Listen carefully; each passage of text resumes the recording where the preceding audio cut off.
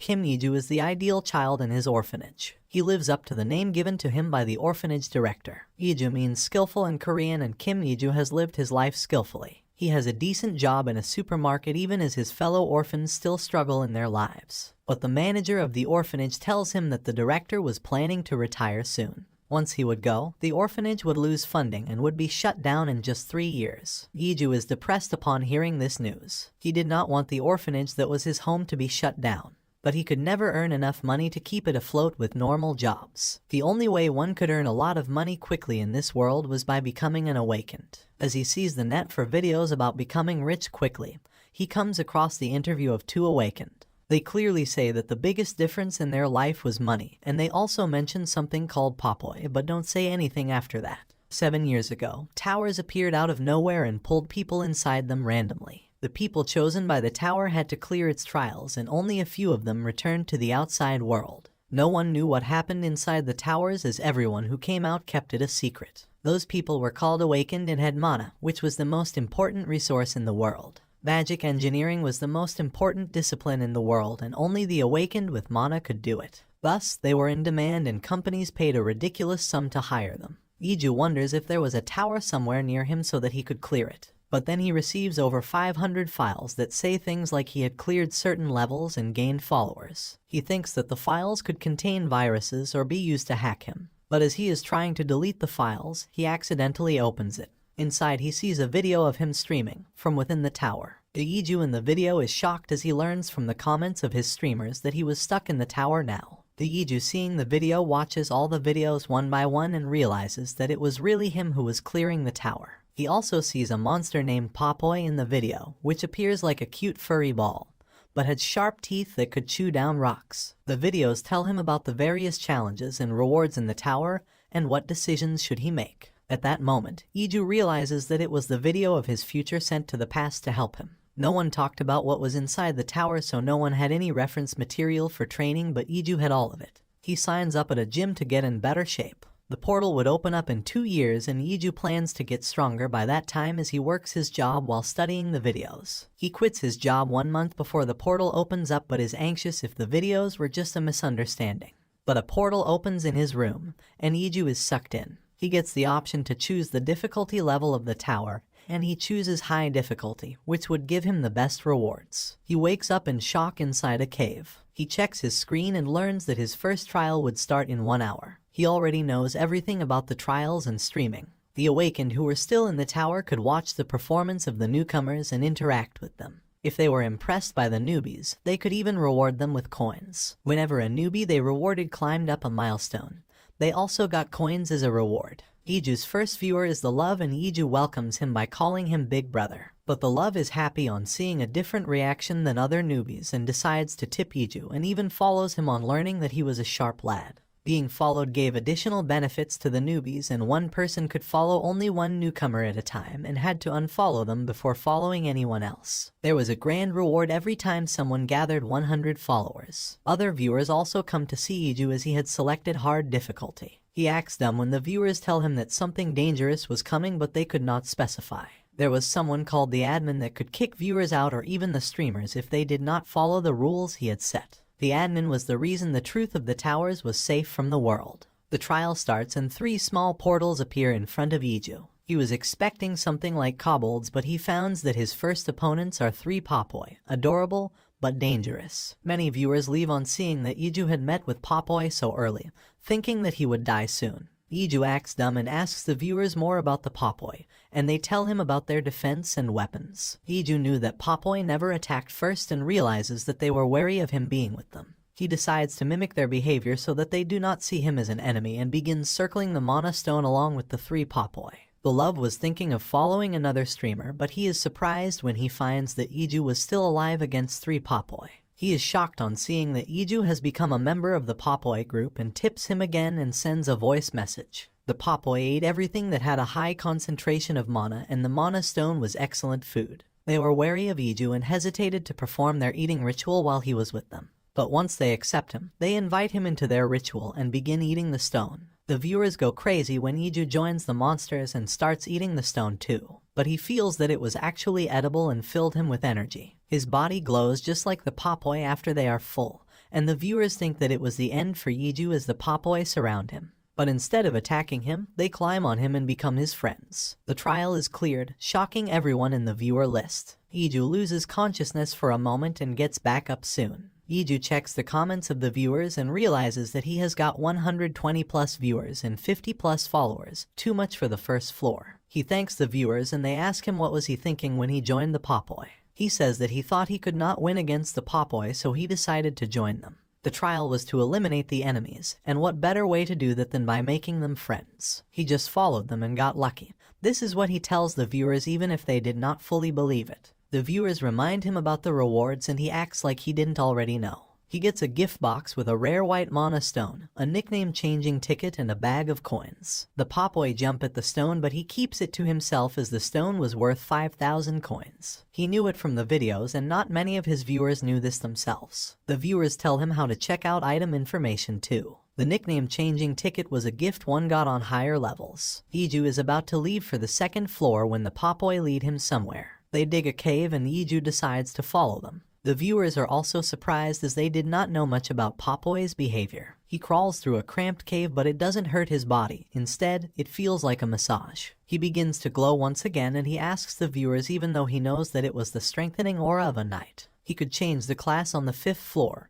and knight was an option along with mage and magic engineer. He picks up the rare item talisman necklace that the Popoi have found and keeps it despite the Popoi getting angry. It would boost his luck and also save him from death one time. The viewers cannot believe Yiju's luck as the necklace was not found before the 10th floor. He also remembers that he used it on the 15th floor in the video. But the love sends him a voice message to put it on and Yiju wears it and hides it under his shirt. He decides to go to the next floor and takes his Popoi friends with him too. The 2nd floor is a coliseum with quotes engraved on the walls. He has 10 minutes to prepare for the trial and he would have to survive for 30 minutes to complete it. There were 2 possibilities about the enemy. Either there could be 2 sea serpents or 1 red bear if he was unlucky. He checks the shop and decides that he would follow different strategies against different monsters and does not buy anything immediately. A portal opens in front of Yiju and it keeps on growing bigger. The portal is too big for even a red bear, and Yiju and his Popoi are afraid when a giant dragon turtle comes out of it. The viewers are also shocked and say that this was the reason he got a talisman necklace so early. Yiju decides that he cannot keep running away and has to defeat the turtle to earn the hidden reward that was granted only if he defeated the enemy. He buys a rare grade weapon Radaz's one-handed axe for 250 coins in the shop to fight the monster. The viewers are confused about his strategy, but Yiju is trying to get on the back of the turtle. He lacks the strength to do it immediately and starts whittling down the turtle's defenses instead. The dragon turtle uses its lightning breath and Yiju dodges it easily. But once the dragon turtle is injured, it retreats into its shell to heal. Yiju takes advantage of the resting monster and climbs on its back. The viewers try to tell him that it was not safe there as the spikes on its back would explode. Even the love tells Yiju to get down using a voice message as he was not reading the comments. But Yiju already knows this and plans to use it as a weapon. He breaks 1 spike and pierces the turtle's body with it. Then he pours mana into the spike to make it explode inside the turtle's body, critically injuring it. Yiju was able to barely evade the range of the explosion. He had taken a risky decision, but it paid off. He approaches the dragon turtle and finishes it. The mission is cleared and he receives the hidden reward he wanted. The Popoi want to eat the corpse of the turtle and Yiju gladly agrees. But the viewers are shocked by the way he defeated the dragon turtle, which was usually an enemy for 3 streamers at a time on the 11th floor. He acts shameless and confident and says that he thought he could do it, so he did it. He checks out the reward for clearing the floor first and finds another rare mana stone inside. There is a pouch of 500 coins and a subspace backpack that could carry items up to 500 kilograms. The rewards were nothing extraordinary except for the mana stone, so the viewers are not suspicious. He opens the hidden reward and finds a heroic upgrade rune that could increase the grade of any item by 1 up to the heroic grade. But Yiju is getting dizzy and weak due to the battle and injuries, and the viewers tell him to go to the 3rd floor because the streamers were healed every time they crossed floors. And since Yiju had got 100 followers, he was given the chance to choose a blessing from health, strength, agility, mana, and luck. Yiju knew the uses of different blessings and decides to choose the blessing of mana as it would be helpful on the higher floors. No one knew about it till they reached those floors, but it would be amazing once he got the hang of it. Yiju plans to be a magic engineer like the genius American battle engineer he had seen in the videos. If he followed in the footsteps of that man, he could create wonderful weapons for himself. He crosses to the 3rd floor and is completely healed. The trial to defeat the sleeping guardians on the 3rd floor would begin in 10 minutes. Iju remembers that the description of the trial was similar to that in the video. The difficulty level was also the same because he would not take the trial alone. Another cheerful streamer comes in through a portal and he is shocked on seeing another human there. His name is Ha Yeonseok and he cries about how difficult the previous floor was. They start talking about their experience and Yeonseok is curious about the Popoi. But the guardians start coming out as they are talking and they have to get ready to fight. The guardians are 2 giant stone statues, one with a spear and the other with a shield. They had to be defeated simultaneously or they recovered. Iju does not waste time and attacks the guardians. His body glows as he uses his full power to attack the statues. He is ruthless and defeats both guardians alone. Yeonseok is impressed and comes near Iju, but one of the guardians is still not defeated and he wakes up. Iju tells Yeonseok to duck, but he is too slow to react and Iju has to jump at him to save him from the attack of the guardian. Both the guardians are completely revived and stand up once again. Iju decides to go all out and kill both the guardians for sure this time as his viewers cheer on him. He is even more ruthless this time and both of the guardians are defeated and the trial is cleared. The viewers are really impressed and donate a large amount of money to Iju. He tells them that it was not so hard to fight these guardians after all. The viewers laugh when they see that Kim Iju could defeat monsters easily but not find the portals even when they were right in front of him. They instruct him where to find the portal and he starts walking towards it. Ha Yeonseok approaches him with the intent of talking, but Iju is in a hurry to go to the next floor and runs away saying that they could talk properly the next time they met. He climbs up the stairs and finds a scroll that contains the will of the defeated guardians. They tell him the story of an evil emperor of the Asteroid Empire. The empire suffered under the crazy ruler and the guardians wanted to be destroyed to be free of their duty. And as the final piece of advice, the guardians had written that the traveler reading this should never face the evil emperor. Iju already knew that the message was related to what he would face on the 5th floor. The portal opens up and Iju decides to check the reward he got. The viewers guessed that since the difficulty had decreased, the reward would also be plain. The reward is just 1 bag of coins and Iju is disappointed till he opens it and it contains 5,000 coins. 10 times the normal bags. But before he enters the 4th floor, the viewers remind him about the Popoi that were not looking very good. Even Iju had not realized it while he was busy fighting the guardians. The Popoi look sick and he finds that it was not because they were hungry. None of the viewers know anything about the Popoi and how to help them.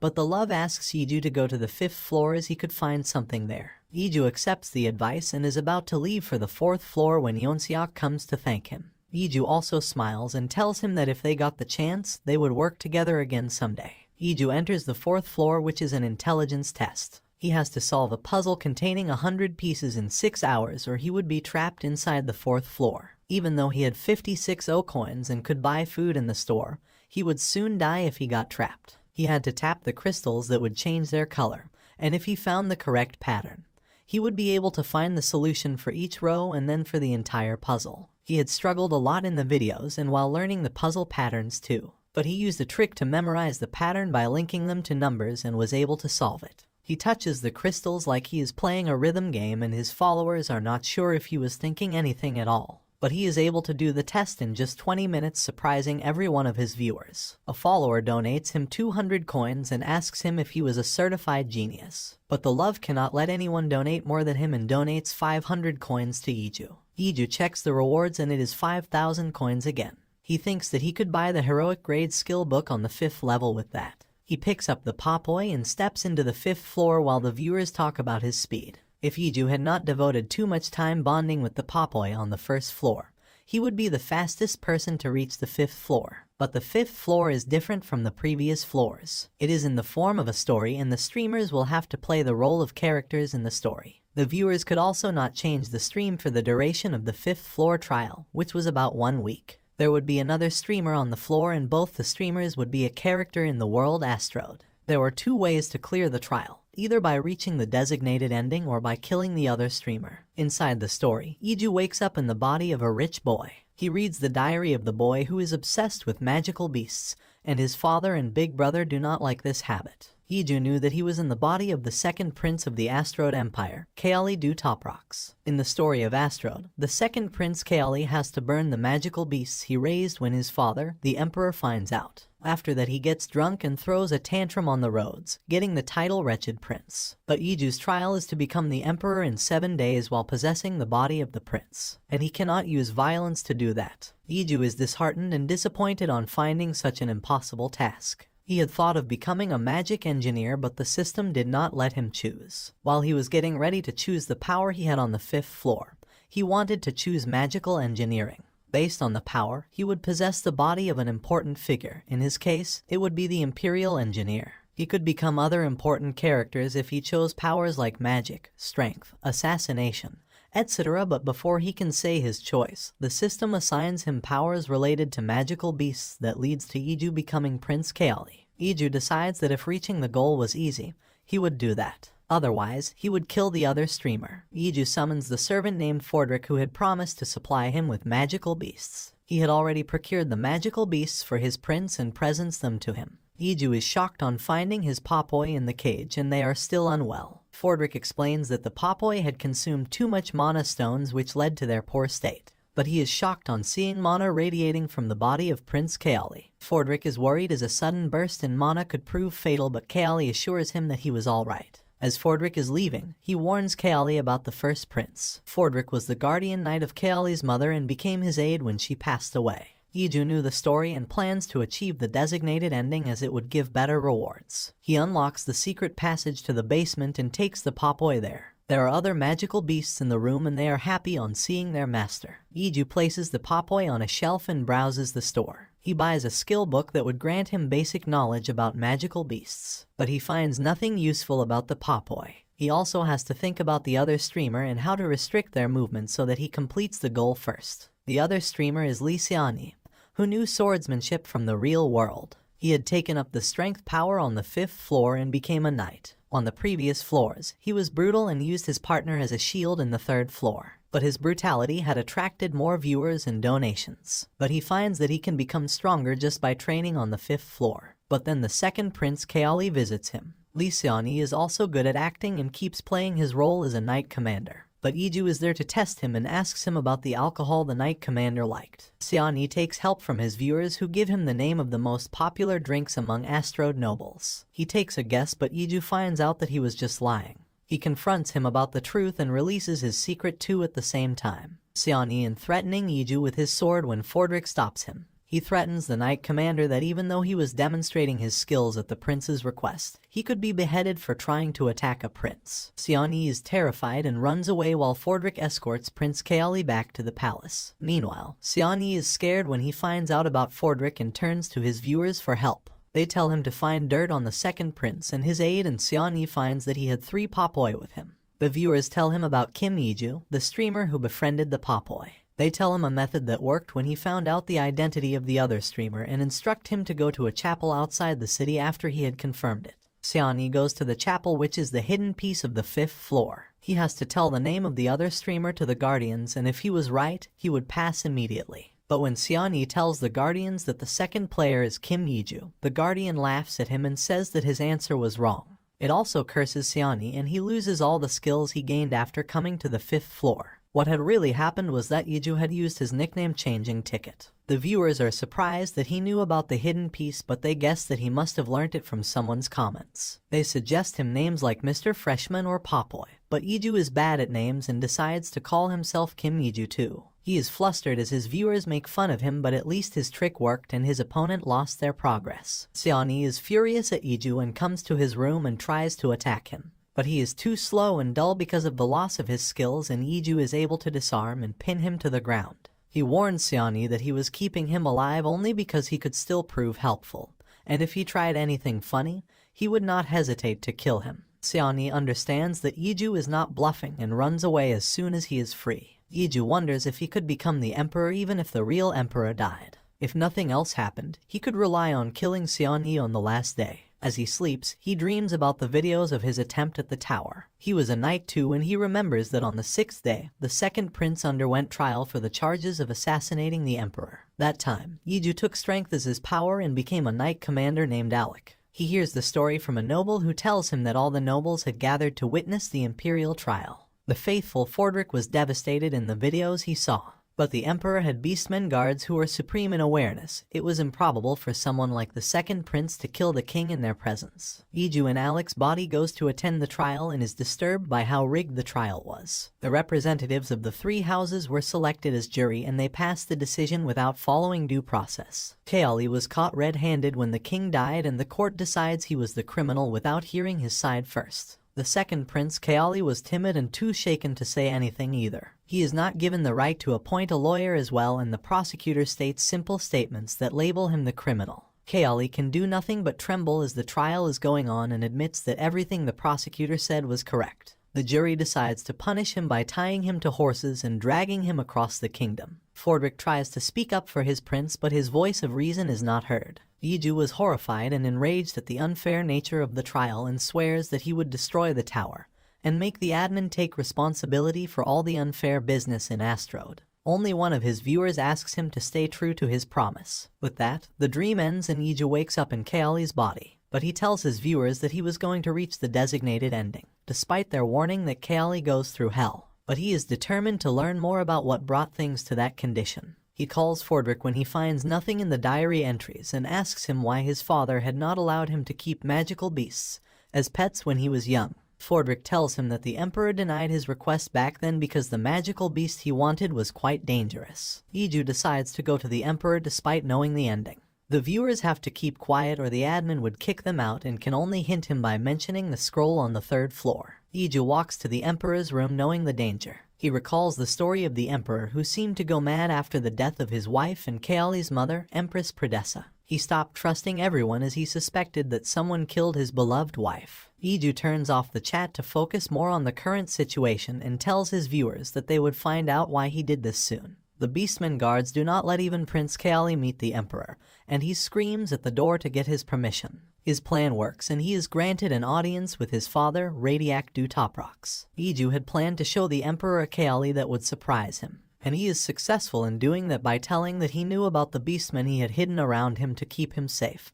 and that he would act as a good son to repay that. He requests to talk to his father alone without the Beastmen listening to him and tells him that the ring he wore to control the Beastmen was a fake. The real one was stolen and replaced by the first Prince Sloan a few years ago when he acted drunk at a party thrown for him and spilled alcohol on the Emperor. The Emperor is not satisfied with that, and Iju explains how exactly the first prince switched the ring. But the Emperor demands proof, and Iju says that there was no need for proof as the Emperor had noticed it himself. The Emperor bursts into laughter and says that he was amused. He asks Kaoli what he wanted and gets told that he wanted to be the Emperor. The Emperor reminds his son that there could be one Emperor only, and Iju replies that he should die for his son to become the Emperor. A viewer is really impressed by the boldness and tactics of Kim Iju and decides to tip him with 1,000 coins. He sends him a voice message cheering him on. Even other viewers are so impressed that they send hearty donations to him. He opened his chat after the conversation with the Emperor was over and thanked the viewers for their generous donations. With his ending sorted, Iju decides to learn more skills with the remaining time. He goes to the magic engineering workshop and meets the first prince, Sloan Dutoprox. They both butt heads and ask each other about their purpose of visiting the workshop. Iju guesses correctly that he got the information from the Beastmen and wanted to know more about what he talked about with the Emperor. But on hearing that the truth was known, Sloan starts shaking and tries to bully his brother. Sloan is about to hit Iju when the head magic engineer of the royal family, Bran, stops them from fighting in front of his workshop. The first prince tries to assert dominance, but Bran is not taking him seriously. Sloan thinks that he would execute Bran the moment he became the Emperor, but right now, it was the time to run away from insults. It seems that Kaoli had made a decent impression on the magic engineer who lets him come inside his workshop. Once inside, he is informed by the system that he can buy skill books related to magical engineering now. But he buys those books despite the majority of his streamers telling him not to. They start to troll him for his decision and say that he was wasting the coins donated to him. He decides to ban one viewer who was too rude as an example to everyone. But when he decides to learn all 4 books at once, he feels like throwing up, just what the viewers were telling him. Even with that, he is not sure that he has learned a lot from the books, but he is confident that he could still follow the instructions and get better with time. Meanwhile, Prince Sloan is planning to become the emperor and get rid of Kaoli in one move only. Kaoli had asked Bran to let him use his workshop and ensured that he had some knowledge of material mechanics and thermodynamics. Bran is interested in the boy and gives him a problem to solve. Iju uses everything he knows but can answer only half of the problem. But he had scored passing marks in Bran's test, who lets him use his workshop. Iju apologizes to his viewers that it was going to get a little boring from now on. He spends his days trying to create something, and less than 2 days are left for the trial to come to an end. But as he is busy in the workshop, Fordrick informs him that the king had been assassinated and the culprit was not yet caught. But the soldiers and a bailiff are there to arrest Kaoli immediately, and they take him to the interrogation room. The day of the trial comes and Iju remembers every line said by the prosecutor. He realizes how terrible the poor second prince must have felt in this situation, where no one believed him. But the trial begins and everything is happening exactly like in the video. When the prosecutor is done explaining the points, he asks the prince if he had some objections. Iju says that he did not kill the emperor, and when the jury asks him for evidence, he says that he has a witness instead. The entire gathering of nobles is thunderstruck on seeing the witness in favor of the second prince. The witness is no one else but the Emperor Radiak Dutaprox himself. As he enters the courtroom, everyone utters their disbelief, but the emperor announces his presence, making the nobles and the jury bow down before him. Then the emperor takes the seat designated for him and decides to take on the role of the judge for the trial. The representative of the nobles, Grand Duke Magnus, was also a member of the jury, and he is the one most shocked by the king being alive. The emperor already knows about his involvement in the conspiracy, and turns to the representative of the middle house, who had also joined Grand Duke Magnus. Seeing that even he was stammering, the emperor asks the representative of the lower house and the commoners to tell him about the trial. He tells the king everything that had happened, and the king declares that Kaoli was not guilty of his assassination. But then the emperor turns his attention to Magnus and counts his crimes and slaps him once for each crime. He tells Magnus that he dishonored his oath as a member of the jury and even abused his power as the representative of the nobles by conspiring with the first Prince Sloan. The king orders his knight commanders to throw Magnus into the prison where he would spend the rest of his life. 4 days ago, when Iju had visited the emperor and asked him to die, he had made an elaborate plan. He had explained to the emperor that Sloan would try to frame him for his death, but the plan, he told the emperor, would turn the situation around. He gifted the king his talisman necklace that protected him from certain death once. With that, the king orders Kaoli to be released and Sloan to be arrested and brought before him instead. Sloan is brought to the trial and the emperor orders the trial to start, but Iju interrupts and volunteers to prove Sloan's crimes, and the emperor gives him the chance he asked for. Iju starts interrogating the first prince, who is uncooperative. But on being cornered, he snaps and starts acting arrogantly with the man he thinks is his pathetic little brother. Iju realizes that if the real Kaoli was here, he could be swayed by the man he thought was a caring brother. He then starts remembering the pages from the diary entry of the naive second prince. The demand to get a magical beast was on the advice of Sloan, who told Kaoli that their father would be happy if he asked about it. Later, his father found out about the hidden magical beasts under his room and asked him to burn them down. Although Kaoli could not imagine his brother or Fordrick doing it, in truth, it was Sloan who did that. One day, forced by his father's orders, Kaoli burnt the magical beasts that he loved so much. He could not bear that grief and decided to drown himself in alcohol at a commoner's bar where he would not be recognized. But the hunters in the bar boasted about the magical beasts they had hunted, and he got very angry. The next thing he remembered was waking up injured with Fordrick tending to him. Iju is angry on Kaoli's behalf and proceeds with the trial. Sloan becomes cooperative and asks for the Beastmen guard to come forth as his witnesses. He hides the ring to control the Beastmen under his handkerchief and uses it to manipulate his testimony. But the guard swears on his honor as a knight that the one who entered the emperor's chamber was Sloan Dutaprox. Sloan realizes that the king had the real ring and he was holding onto a fake. He realizes that there was nothing that could save him now and drops the rings. He is dejected, and Iju uses the ring as further proof that the man behind the attempted assassination was the first prince. Iju asks the emperor about the identical ring. The emperor tells the court that his ring was made by the master engineer Bran, and the one the prince had was crafted by one of his disciples who stole the blueprint for money. Iju asks the emperor for permission to deliver the final verdict, but Sloan objects. He says that the trial was not following due process. He says that Kaoli was not qualified to act as a prosecutor, but he also admits having paid the people in the gallery. Iju asks if anyone wanted to speak in favor of the convict, but no one wants to help Sloan now. He declares that the first Prince Sloan was found guilty of the attempted assassination of the Emperor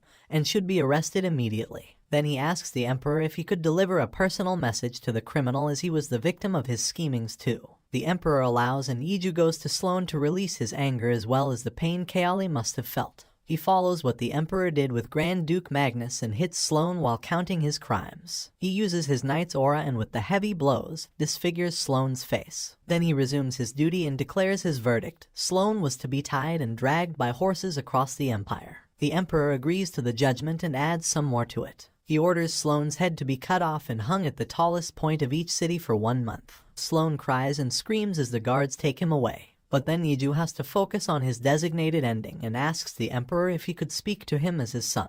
He asks the Emperor to step down from the throne and hand it over to him in front of all the nobles. The Emperor starts laughing and says that although he did not like unjustifiable conviction, he liked it this time because he was confident that it was said in good faith. He comes down from his throne and gives his last order as the Emperor of Astrode. He would be stepping down from the throne and Kaoli Toprox would become the new emperor. But just as the declaration is made, time freezes for everyone except Iju, and he finds himself in his body in a strange space. The administrator has contacted him and requested him to be an administrator too. But Iju declines the offer, and the admin warns him that the consequences would be dangerous if he did that. Iju asks the admin if he would be killed for refusing, and the admin tells him that they would be waiting for him on the 10th floor. Iju sees the message that he had to spend his time in the world and would be immediately transferred out to the 6th floor once it was over. He clicks the yes button and the time is restored where it stopped. Even the viewers of his stream could notice that something was weird as their screens buffered for a moment.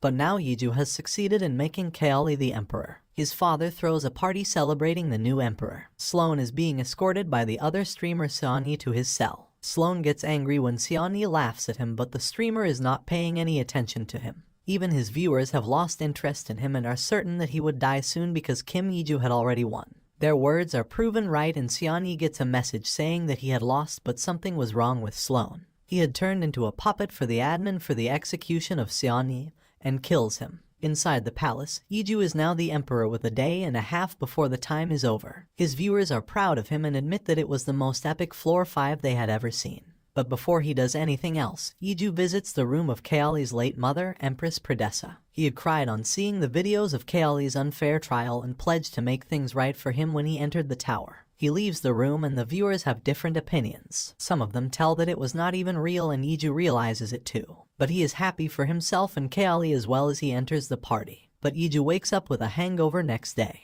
The former emperor and Bran had teamed up and made him drink more than he could handle. He is about to vomit when his viewers tell him to cut the signal while he did that, as they did not want to see it. Once he is done, he opens up the streaming again and the viewers ask him to use the coins they donated yesterday. He checks that he now has over 16,000 coins and is shocked that so much money had come in while he was drunk. But the love is the most generous when supporting Iju and makes a donation of 10,000 coins. Iju thanks him and the other supporters and promises to work even harder. But then he goes to see Radiac and asks some questions. He asks why was he so angry when Kaoli had asked for a magical beast as his birthday present. He tells Iju that the magical beasts had signs of going berserk, and he realized it was Sloan's doing too. He thought that Kaoli reminded him of Pradessa, who was also kind to a fault. With that, he asks the new emperor to go and mind his busy schedule. Iju leaves the former emperor with an emotional goodbye. Next, he goes to the workshop to meet Bran and bid him farewell too. While going there, he argues with his viewers that he wanted only magical engineering and it was the best class. Bran is happy to meet him too and hands him over the gloves that Iju had made in his workshop.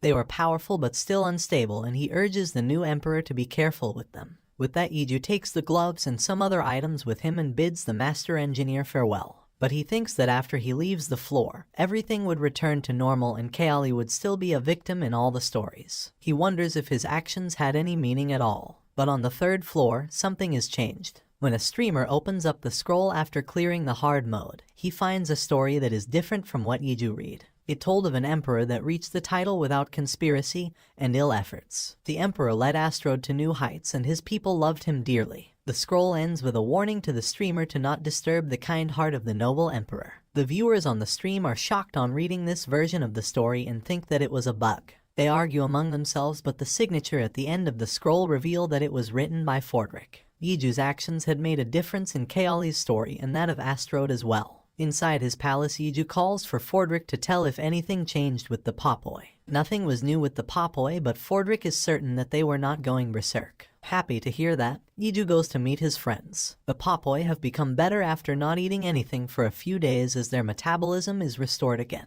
Iju unlocks them and starts playing with them. Iju tells his viewers that he would need to turn the chat off to focus on what he was making. He was right to do that as the viewers' comments are truly distracting. Most of them are asking him to cause some chaos in the remaining time or just spend it playing with the adorable monsters. Iju shuts down the chat and starts working on the glove. But as Bran had told him, the glove was too unstable. Iju could not fix one thing without breaking another due to the complexity of the circuit. This was one of the reasons he respected the genius magic engineer named Reynold. His impact was so great on magic engineering that the age of engineering was divided into before Reynold and after Reynold. But Iju somehow makes his glove work with just 10 minutes remaining on the clock. It is like an Iron Man glove that can follow mental instructions using his mana and also shoot beams. The chat is also resumed and he interacts with the viewers again. The time for the trial ends and Kim Iju is transferred out of the 5th floor. The viewers on Seani's stream are automatically transferred to Iju's as refugees, and a banter breaks out between Iju's original supporters and the refugees. Iju realizes that the mood of the chat is going off the rails because of the newcomers and decides to restrict their comments. Anyone could only comment if they had spent at least 12 hours on his stream.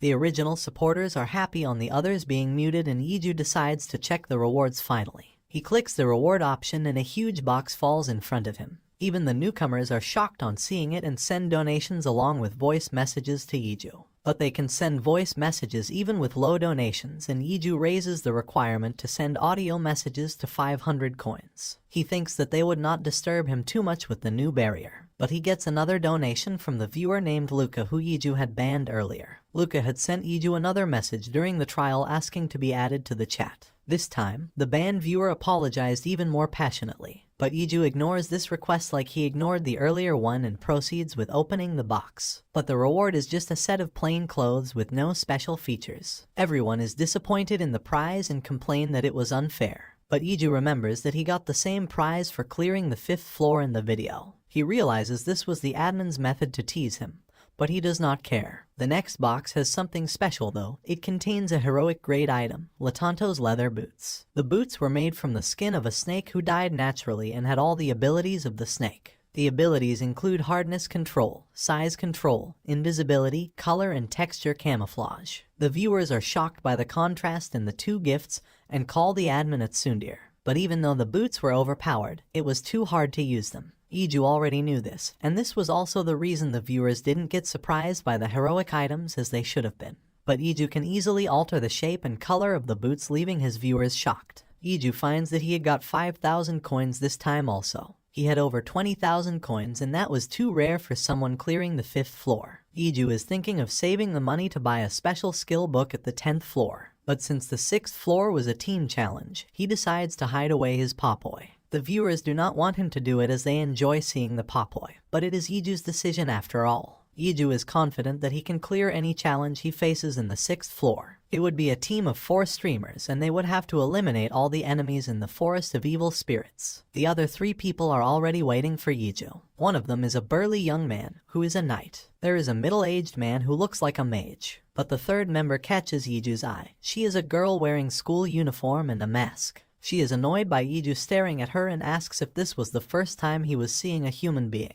But what Iju is really interested in is her mask that looks useful and expensive. The knight intervenes before there could be any problem and introduces himself as Young Kang, a health trainer in the real world. The mage is Park Jinsu, and he is not interested in socializing. The viewers in Kim Iju's stream decide that they need to find more information about the other people and leave to spy on their chats. The girl tells that her name is Licia, but she tells nothing about her abilities except that she can take and hit punches. Iju introduces himself and says that he is a magic engineer. The knight is shocked on hearing this and asks if his viewers made him do the mistake of taking the trash job. Iju tells him that he chose the job even when his viewers tried to dissuade him. The girl stops the discussion while still thinking that magic engineering was a lame job. The mage starts the strategy meeting and informs the others that the fog surrounding them was the boundary for the 6th floor. Once the monsters came, the knight and the girl would fight on the front lines and the mage would be in the center. The engineer would stay behind and provide support if needed. The waves start and the monsters come. But the viewers are shocked when a ghost-type monster does not appear as per the usual pattern.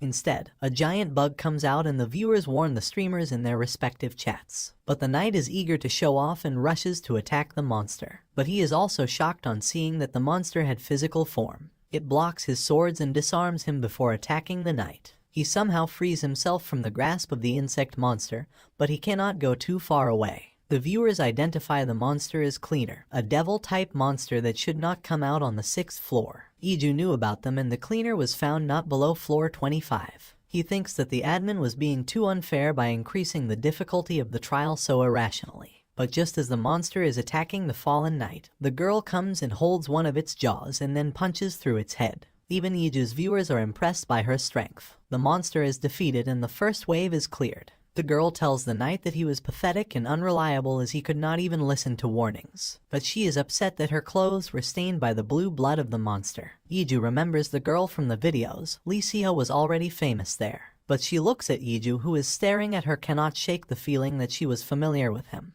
The mage has to revise the strategy for the second wave as the knight is not going to be any help. The viewers who had gone to scout other parties return and tell what the mood was like in their chats. Licia's viewers are like doting parents who are very proud of her. They donated huge amount of money no matter what she did. In the chat of the mage, everyone was a serious and solemn person. But in the stream of the night, there were some very mean people who enjoyed it when his fingers were chopped off by the monster. Iju cauterizes the wounds of the knight with his glove and he just cries while hiding behind them. In the next wave, 2 monsters come and Sia defeats both of them alone yet again. Iju remembers that in the videos he saw, Licia was called the prodigy of close combat. On the 5th floor, she had chosen to be a commoner and learnt close combat from a hermit martial artist. Following that, she earned her title and justified it on every moment. Iju never thought that he could run into her if the difficulty became so high. The 3rd wave comes and the 4 monsters come in teams of 2 from opposite sides. While Licia is fighting against 2 of them, the mage uses a fireball on the other 2. But he finds out that his attack had no effect against the cleaners. Iju comes ahead to save him and defeats both the monsters using his glove. He knew the strengths and weaknesses of the monsters and can kill them in just one punch. But Sia was also distracted by the 2nd team of monsters and is about to be attacked by the one monster on her side that was not killed yet. But she is shocked when Iju covers the distance between them in unbelievable time and kills the monster in one hit. He does not tell them about the Latanto's boots that gave him the speed boost. But they learn that the mage has no better magic than the one he already used. The knight is annoying and says that they didn't even need his help to clear the rest of the waves. But the mage has realized that the number of monsters won't double but will be squared up from the last round. There would be 16 monsters this time and on the 5th wave, there would be 256 of them. Iju and Sia clear the 4th wave together as the other 2 members are useless. But they are tense about the final wave. 256 cleaners would come from all directions. The viewers had complained to the admin but there was no one to answer their call. Iju tells the other streamers that he would deal with the cleaners but they had to lay down flat. He charges his glove with magic energy and releases a powerful beam of energy towards the monsters. He realizes that he cannot do it for long and swings his hand as the beam destroys all the monsters in one hit. The other members of the team get up and are shocked to see that all 256 monsters were dead and the ground below them was scorched.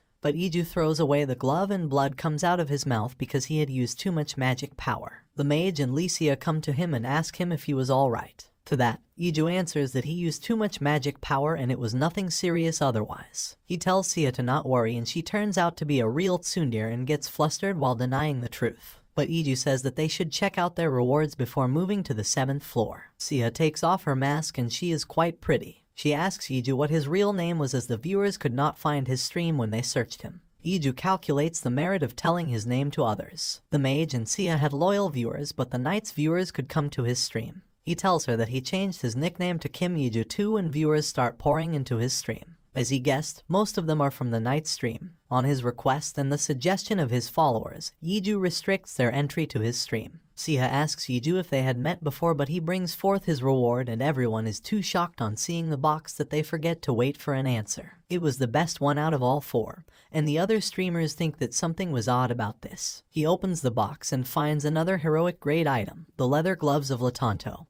That gave him abilities of magic amplification and temperature manipulation. He puts them on and the system tells him that the set bonus had activated since he had 2 items from one set. It gave him new abilities called Zoom, magic power amplification, and color and texture imitation. But everyone knows that using these gloves was even more difficult than the boots. The night's viewers push him to ask Iju if he could remove the entry restriction, and he says that he can't. He is jealous of Iju and does not even thank him before leaving. Sia is the only one left in the floor with Iju, and he is not too aware of the fact. He puts down the bag as he waits for his glove to cool, and the popoi pop out of it. They sense the magic power from the glove and want to eat it, but Iju stops them. But Sia has spotted them and she asks Iju about them. He does not know how to explain it to her, but he doesn't even need to. Their cuteness steals her heart and she almost says that they were cute. But as a tsundere, she is too flustered to say it and runs away abruptly. With that, Iju also leaves for the 7th floor as his viewers try to hint him about the next floor. One of them gets too eager and is about to tell him that the level was like psychological warfare,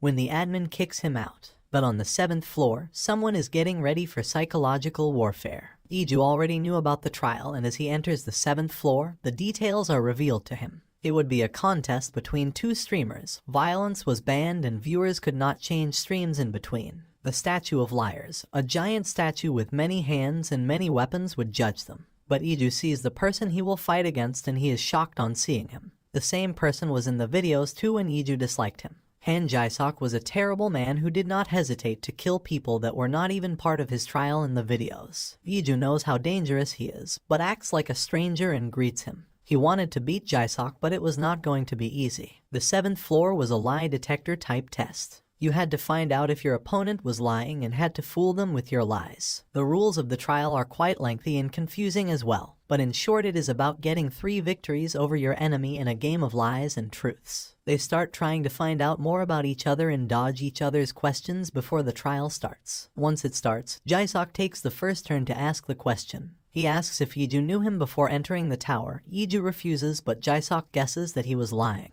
Next, Iju asks him if he would kill people even without it being needed in the trial, and Jae-sok agrees. The score is 1-0 in favor of Jae-sok, and he asks Iju if he knew what the trial on the 7th floor was before reading the rules. Iju lies but is found out again. He is shocked that how much could Jae-sok have found out about him in just few minutes of observation. But Iju must do something or he would lose. He asks Jae-sok could he kill his wife if it was needed, and while Jae-sok tries to not answer his question, he ultimately says that he could not. Iju tells that it is a lie and the statue gives him 1 point. It is 2-1 now in Jae-sok's favor. Iju's viewers are tense as the nail-biting competition goes on. Jae-sok asks if Iju knew that he was married in the outside world, and he replies that he knew it. The score is still the same and the viewers wonder how the two of them knew each other. Next, Iju asks Jae-sok that if his wife followed him into the tower and stood in his way, would he kill her? Jae-sok denies and Iju bets that it is a lie. Jae-sok was a man that could do anything if he wanted to. The score turns 2-1 in Iju's favor,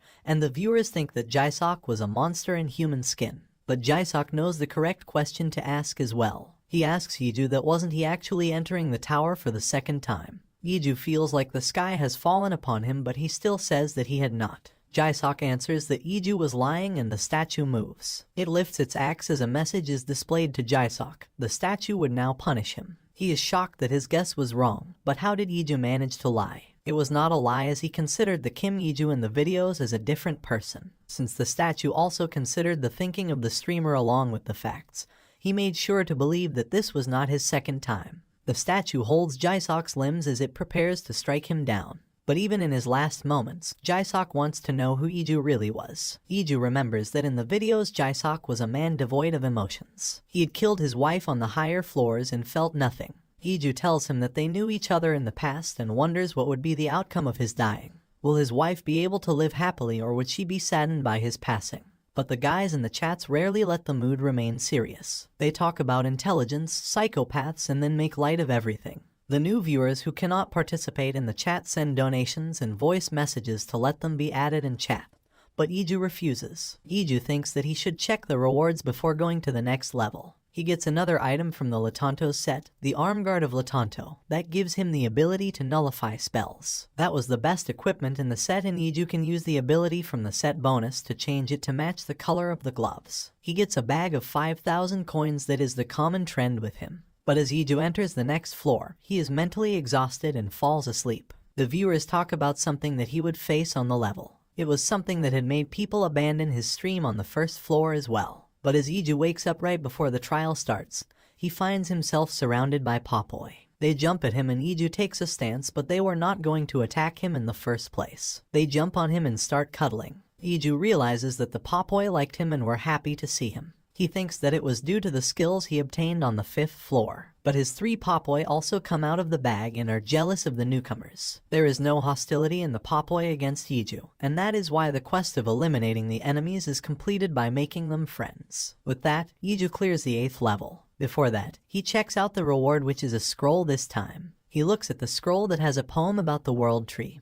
its falling and how it would grow again. Iju already knows that the world tree was actually 2 trees that were twisted around each other and twisted the fate of Astrode as well. The tree was named Forine and Forden, but it fell and the spirit of the devil was let free because of that. The trials of the twisted world of Astrode would be on the 25th level. Iju decides to sleep for a bit more to relieve his fatigue, but the Popoi start playing around him and he wakes up in 1 hour. He leaves for the 9th floor with the 3 Popoi he met in the 1st floor, and the others are sad to stay behind. The 9th floor is again a team challenge, and 2 people would have to solve the puzzle like the 4th floor. The time was originally 4 hours for 2 walls and 2 streamers, but it was changed to 2 hours for 4 walls for Iju. But his partner is a beautiful woman who is excited to see the Popoi, and holds Iju's hands, who blushes at that. She is pretty and the viewers say that she was a sort of celebrity. She was Jin Haein, and Iju knew her from the videos as well. She was famous by her nickname Witch. She was not just beautiful, but also cunning and smart. Iju knew that many men who were enchanted by her smile met painful ends, and he decides to keep his distance from her. He asks her to do one wall while he did the other. He decides to slow down his speed so that she did not get suspicious, but she was hiding her real ability as well. Iju decides that he must speed up or they would be stuck here, and solves all the 4 walls on his own.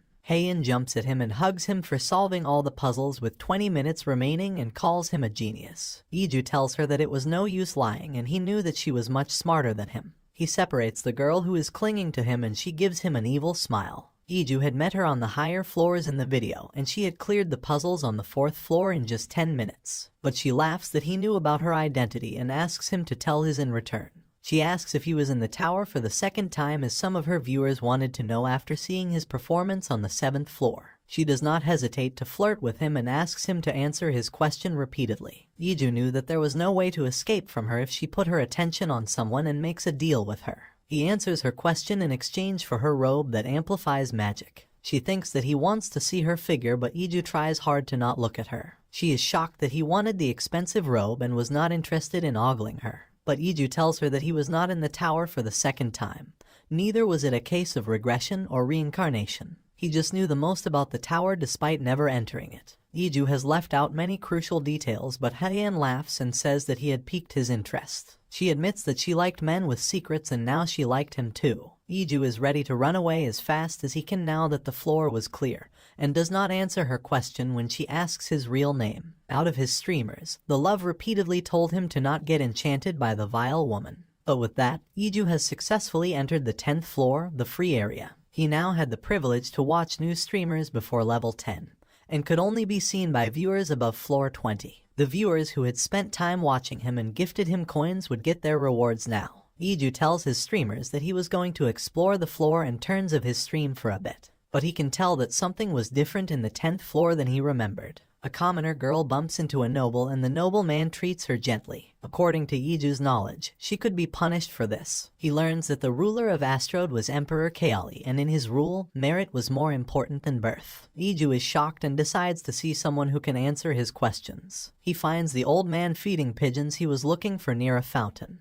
The old man is actually the admin, and he tells Iju that he had been in this position for so long that he had lost all his emotions and even forgot why he chose to become the admin in the first place. Iju had met the admin in the 10th floor in the videos and accepted his offer of becoming the new admin. Then that Iju had sent the videos of the tower to his past self for reasons the current administrator did not know. He shows Iju a vision from his future. He would die in the monster attack on the kingdom of Terha on the 15th floor. But Iju is still confident with his decision that he does not want to become the administrator. The admin tells him that he does not know anything except his sense of duty, and that he is nothing more than the ticking hands of a clock. He had tried to fix the twisted world of Astrode, but it was far too complex, and he got mad without achieving anything.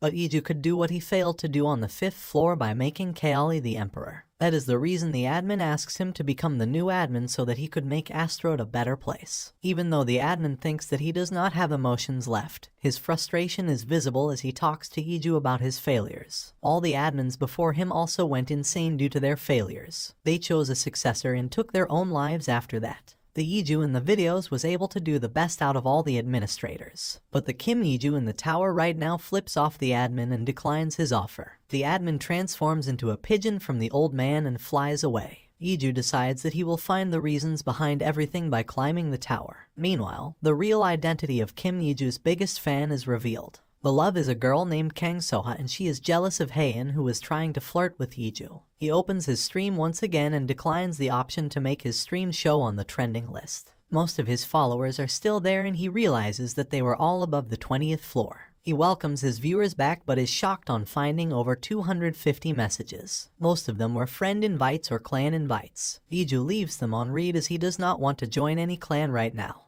He decides to change his channel as there were new players there who would not be too familiar with him. This would save him from the people who wanted to get his attention. Iju sees that there were no useful magic engineering items in the market after the change. He goes to the Cray workshop, the main shop of the Empire's magic engineering industry, but he is surprised on not finding Bran there. The man in charge of the shop is Cray and he greets Iju. Iju wants to get his glove repaired and Cray says that he can do it for him. Meanwhile, Iju plans to go to the real auction house to buy some magic stones, which was the place for rich people. There was also the free auction house where lower quality goods were bought and sold. But in the real auction house, he could not inspect the items and had to rely only on sight. But while he is going there, someone stops him. Another player, who is a knight, asks him to not go to the real auction house as they would not let him enter even with 10,000 coins. The knight thinks that Iju is a mage because of the robe he took from Haein, and asks him to join his team. But Iju refuses, saying that he would be fine on his own.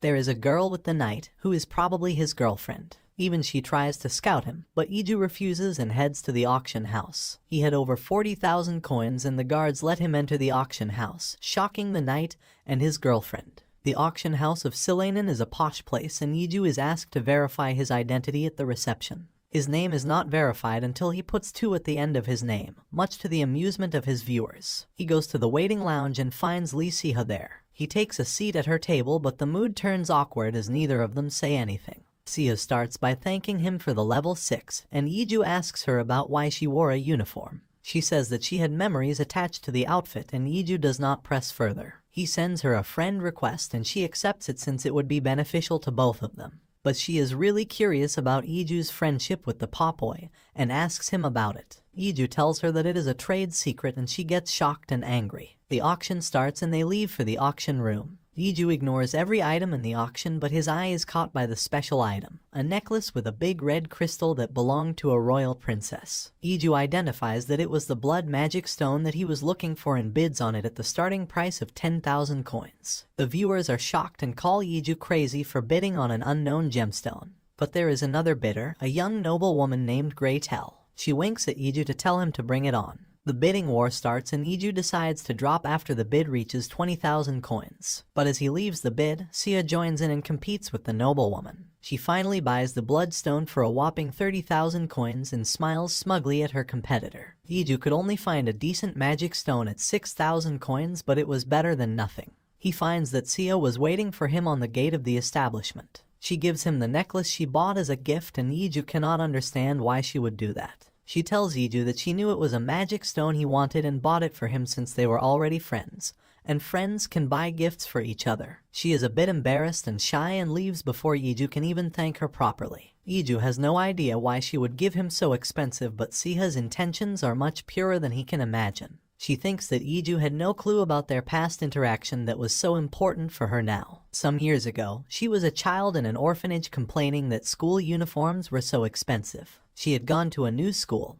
and there was no hand-me-down uniform for her. But one man had paid for the uniforms of all the students that year already. Kim Iju was a man who had been raised by the same orphanage, and he had come back to help it. Sia had only passed him on the doorstep, and he had asked her to be a good girl. But she got a new uniform thanks to him and had never forgotten about that debt. It was fine even if he didn't remember it, as long as she was able to be useful to him too. Yiju heads to Cray and finds that he had made many modifications to his glove. It looked much better now and was comfortable and easy to use. There were new features that Cray added into the glove, like being able to use magic stone of various sizes and inserting and ejecting them out of the glove using just a button. Yiju is really happy on seeing that his glove was weighed so much better by the magic engineer, but he cannot convince Cray to take money for it. The magic engineer says that he had too much fun working on the glove and he cannot ruin it by taking money for it. But he gets Yiju to promise that he would give a fitting name to such a great weapon. The next morning, Yiju wakes up when he hears the growls of his hungry Popoi.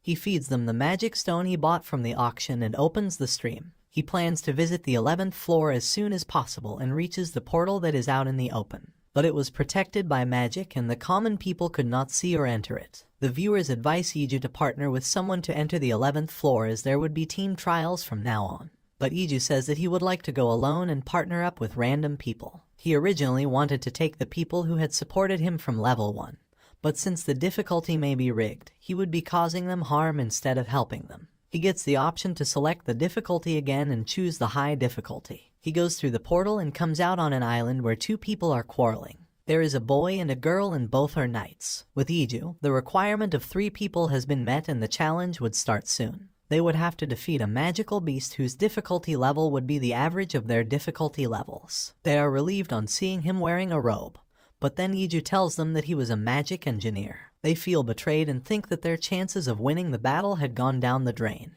Yiju has no problem with their attitude as it was to be expected. The 2 knights look at the sea and hope that they have to face the sea serpents, but it seems like the opponent is going to be more difficult than that. Yiju is excited to see what monster got the 2 knights so scared, but he finds out that it is only a dragon turtle like the one he defeated on the 2nd floor. He is disappointed in the situation and decides to not use his glove against the turtle. He transforms his gloves into an axe and comes in front of the knights, and he tells them that he would defeat the turtle on his own. He charges at the dragon turtle and realizes that his control on the gloves was still not up to the mark. But he has injured the turtle and forced it to go in healing mode. Yiju uses that moment to jump up to the turtle's back and uses the same technique as before. But there is a twist as the turtle is about to explode all the spikes as Yiju is on his back. He breaks a spike, jumps up, infuses it with magic power and hits it like a baseball straight to the exposed neck of the turtle. The spike explodes and kills the turtle. The knights are thankful to him and want to add him as a friend, but Yiju leaves abruptly. Clearing each floor from now on would open 2 portals, one to higher floors and one to the 10th floor. Yiju plans to go back to the 10th floor and retry this level as he got only the regular reward this time. But it turns out that he did not get anything special for clearing the 11th floor after all. The reward for clearing the 9th floor was a good one. He got Latanto's coat that would give him higher defense, and he changes its shape and design to match his looks. Back on the 10th floor, Yiju decides to name his 3 Popoi. The viewers give him bizarre ideas, some of which are quite weird. But Yiju decides to buy more skill books about magical beasts that are up for a sale and learns them. He can understand the Popoi better and finally decides their names. He names them after the gods of Astrode, Laha after the goddess of affection Palaha, Kodin after the god of bravery Raskadin, and Barin after the goddess of wisdom Tabarin. The viewers also enjoy the new names, and Yiju realizes that he was getting too unguarded with the Popoi while streamers were watching. He puts them back in his bag and plans to not let the common people see them too much till he clears level 15. But he feels bad for putting them inside the bag after he has gained new skills and understanding of the Popoi. Yiju goes to the 12th floor that is again a team trial with 4 people. He finds 2 people, a knight and an assassin, that were already a team. But the 3rd member is someone who followed Yiju on his journey from floor 1 to 9. He calls him the Emperor and kneels, but Yiju scares him to behave normally. Even then, the boy named Young Sengjun keeps on making mistakes and hypes up Yiju a lot in front of the other 2 streamers. The viewers think that Sengjun was doing most of it on purpose to embarrass Yiju, and Yiju is more bothered by his viewers making fun of him. Yiju tells the pair of knight and assassin that he knew Sengjun from 11th floor and asks more about them. They were not in a clan and had turned off their streams as well because both the places were not supportive. Yiju knows that since they could not get advice from anyone, it would be hard for them to clear the 12th level on their own. He turns to Sengjun and asks him about his journey. He tells Yiju that he was stuck on the 10th floor for a long time, but then he found Yiju's stream. He donated coins to him and was rewarded handsomely after that. He used that money to buy good equipment and cleared more floors. Yiju suggests that Sengjun should devise the strategy as he had cleared the 12th floor before. But the other knight is shocked on learning that Iju was a magic engineer, and the situation is somehow calmed by his partner. Sang-jung lays down the plan and warns the others that the enemies were intelligent monsters that could learn about their attack patterns, so it would not be wise to rely only on skills. The other knight gets angry and Iju realizes it could be tough managing a team like this. But the time for the trial starts and the enemies are Yetis. Iju and Sang-jung would be in the front and the other two would support from the back. But the other knight underestimates the Yetis and rushes at their boss with his spear. Sang-jung is concerned, but Iju decides to not help him unless it was necessary. The people who did not heed warnings could meet terrible ends, and they would not learn anything unless they faced the danger up close. But as the knight gets closer to the leader of the Yetis, he is scared and stops in his tracks because of his intimidating aura. But he cannot look bad in front of his girl and the two strangers. The Yeti boss says something to the knight and Iju thinks that he understands only one word in his speech, but he can still understand his sentiments. Iju knows that Yeti leaders died after their position was taken, and thus they strive to prove that they were not old yet by igniting their fighting spirits. This Yeti boss was the same. The knight swings his spear at the Yeti boss who can easily dodge him. So, he decides to use a skill that would blind the Yeti and he could take a clear aim.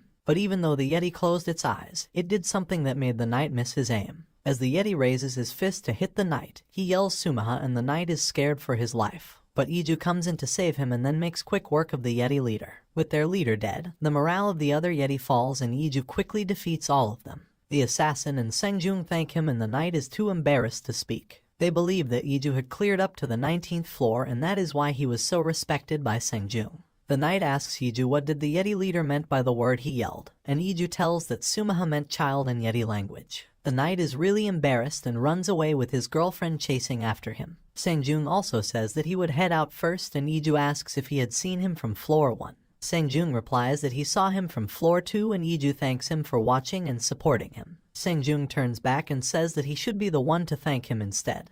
He kneels and wishes great luck on the emperor. But what he does next shocks Iju out of his mind. He turns around while kneeling, jumps up into the portal yelling Papoy loudly. Sang-jung had seen Iju from the first floor and seen what the other viewers called his dark and embarrassing history. He was messing around with Iju by acting like he did on the first floor and all the viewers burst out laughing on seeing that. Iju is shocked for a moment and then he calms down. The rewards were average and he thinks that it was fine as the difficulty was ordinary too. He changes the channel to America so that he would not encounter anyone who had known him like Sang-jung did. After that, Iju goes to the 13th floor that is a snowy terrain. It would be a trial consisting of 8 people but 6 of them are already there. They are quite welcoming and act like they do not know each other, but Iju knows exactly who they are and plays along. They were an evil clan called Black Scorpion. They used various dirty tricks to loot innocent players who teamed up with them. They would make mistakes on purpose and then ask compensation from other streamers for taking damage. In some cases, they even killed the weaker players after taking all their money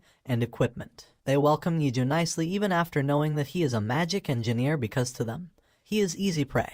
But the last participant comes in and he is already injured because he was mugged by a similar group on the 12th floor. Iju's viewers pity him as he had run into thugs on 2 consecutive levels. The time to take the trial comes near and the group of thugs tell Iju and the last member, a knight, to stay back. Their leader Kuttner is the one who does all the talking and he is acting like a kind person. But when the monsters come, he plans to kill some of them and let the rest breach their defense so that his plan could proceed. The monsters they are facing are venomous hounds. But before anyone can do anything, Iju jumps to the front and kills one of the monsters. He is reminding Kuttner and the others to pay attention when some monsters jump at his back. But he creates spikes out of his coat and kills the hounds even without looking at them. Kuttner is wary of Iju now and commands his men to get into battle position. On the other hand, even the hounds are aiming at Iju only. Kuttner tells Iju that he does not believe him being a magical engineer. He had Latanto's equipment and it was impossible for anyone except a knight to handle them. He suspects Iju of being a criminal hunter sent after their gang. The gang notices that Iju has other Latanto equipment that could be sold for a high price, and they are excited to kill him. Iju decides to prove that he was really a magic engineer by using his glove. He charges it up with energy and punches a monster to its death. Then he uses a magic power beam to destroy the remaining monsters instantly. The work Cray had done was amazing as the power output was stable, there was less recoil, and the attack was much more efficient. The assassin is hiding on a tree and thinks that Iju had let his guard down after killing the monsters. He jumps on him but Iju uses his coat as tentacles and captures the assassin mid-air. But the trial is cleared and both portals are open. The thugs are scared and run towards the 10th floor, but Iju jumps in their way and blocks it. But he let the innocent bystander pass who is confused by what was going on. With only the evil clan left in front of him, Iju tells that he was open to conversation. His viewers want him to kill the thugs, but Iju has planned something more fitting for them. They were not ordinary thugs. He knew every evil thing they did thanks to the videos. They were currently on the 13th floor only and were quite weak. But they became much more dangerous once they crossed the 20th floor in the future. Iju asks them how many coins did they have, and when they try to convince him otherwise, he shuts them up and sets up a few rules. They could only talk when answering his questions, and they could not lie. One of the knights gets angry and badmouths Iju.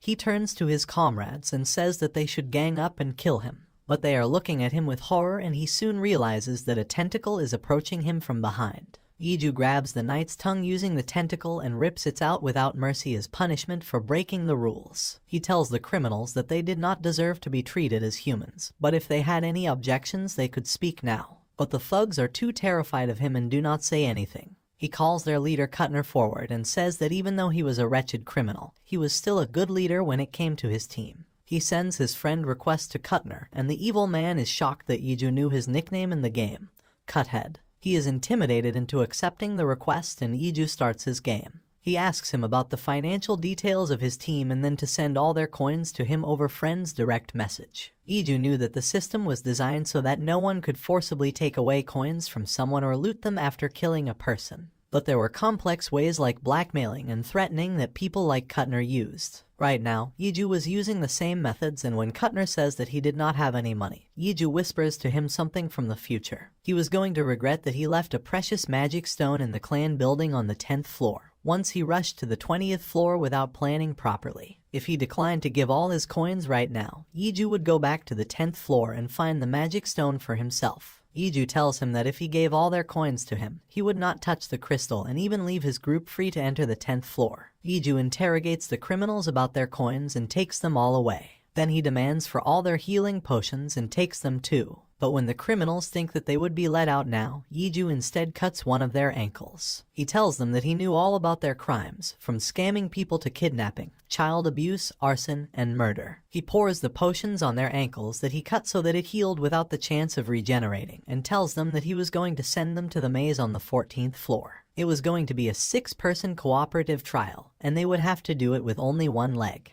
Iju tells them that they had forgotten to give him the coins they got as a reward for clearing the floor, and that is why they were being punished. He throws Kuttner and his party into the portal, but the reward he gets for clearing the floor are ordinary. The viewers were however really impressed with his strict punishment for the criminals and asks if he was going back to the 10th floor. Iju says that he would directly go to the next floor. He is still in the American channel and finds a party of 5 people. They seem to be experienced and nice people and explain their case when Iju asks. One of their members was injured and insisted that they carry on without him as he healed on the 10th floor. The leader of the party is a knight named Robert, and he starts the strategy meeting.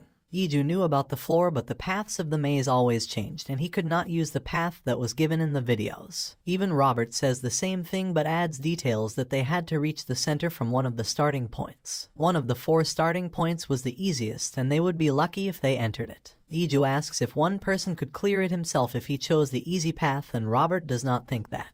But Iju insists to go alone no matter what. The party has a strong sense of duty to not let him face the danger alone, but they cannot move Iju from his decision. They give him a potion in case he needed help and give him some instructions to stay safe. The party of 5 goes to the western start point and Iju picks north. The party is worried about Iju, but Robert is confident that he won't die. He was clever and had some good equipment, probably more than he showed. But they are still concerned that going alone was not a good idea. But it soon turns out that they needed to be more worried about themselves. They face the strongest monster in the floor, a bloodsucker, and their equipment is damaged. But one of them hears a familiar sound coming from the walls which scares them. And then the wall blows up, revealing Iju standing there. Iju had gone to the northern point and his Papoi Barin had come out of the bag. He started eating the wall of the maze and following him. The other 2 Papoi also come out. Iju thinks that the wall could be a mana stone if the Papoi were relishing it. But he tries it with his glove and it turns out to be something else. The streamers also enjoy this weird method of cutting through the walls of the maze as Iju uses the hole in the wall to move ahead. He comes across a fork in the path when he notices that Robert's team was fighting a bloodsucker, the strongest monster on the floor. He asks his Popoi to break the walls, but Laha breaks it and starts running ahead. The Popoi is strengthened after eating and breaks the walls like a cannonball. Yiju manages to hide all the Popoi behind his back as he faces Robert and Party. He gives them an excuse and asks them not to move around if their equipment was damaged. They were shocked that Yiju could come to them using a strange way, but why was the voice of Popoi coming from him? Yiju asks the Popoi to head in the direction of the light pillar in the center and reaches there in no time. He hides his Popoi before clearing the trial and then touches the pillar of light. The party is relieved that he cleared the maze and saved them. They thank him and leave for the 10th floor. Yiju wonders about the 15th floor. It was said to be easier than the 5th floor usually, and was a place to learn skills and grow stronger. But if the admin interfered, it could get much worse than that. But he remembers the vision he was shown on the 10th floor and thinks that there could be something too dangerous waiting for him. He opens the reward box and it is disappointingly normal. But Yiju's viewers are not going to let him down and donate heartily to compensate for the poor reward. Yiju thanks them and tells them that he would head to the 10th floor first and get himself organized. But the real reason was that he needed something that was on the 10th floor. He goes to the traveler registration office on the 10th floor and inquires about the base of the Black Scorpion clan. But he has done it 87 times already before finding the right channel. Once he is inside their empty base, Yiju releases his Popoi and asks them to find out the hidden magic stones. He finds stones that would be worth a lot and sells most of them. Some of the remaining ones are a treat for the Popoi, and some are for his glove. He has sold other items he got as rewards and now has about 87,000 coins. His preparations are complete and he changes to the Korean channel before entering the 15th floor so that he can get the follower reward. He tells his viewers that he was planning to learn night skills on the 15th floor as it was the best place for that task. But when Yiju enters the 15th floor, he is shocked on spawning outside the city. The streamers spawn near a fountain inside the city, but it can be assumed that Yiju was spawned outside because the required number of streamers were not there yet. All 50 streamers come to the 15th floor and the trial starts. The Kingdom of Terra was the front line against Monster Assault, and all the players had to find a power and the corresponding mission. Yiju plans to go to the Fountain of Trials first, but he meets a huge soldier named Pahalam. He is the warrior chief of the kingdom and the viewers warn Yiju to run. He shakes hands with Pahalam and cannot move from his place because of his immense strength. But Pahalam is also impressed that he could hold his ground against his strength and decides to increase the level of his greeting. He kicks Yiju, who uses his boots and coat to defend himself from the dangerous attack. Pahalam is impressed that Yiju could still stand after receiving his attack and says that he liked him. But Yiju is concerned by the welcome he received as Pahalam smiles menacingly. His viewers are worried why the crazy and strong guy had come out too early, but there is nothing anyone can do. With this, the video ends here.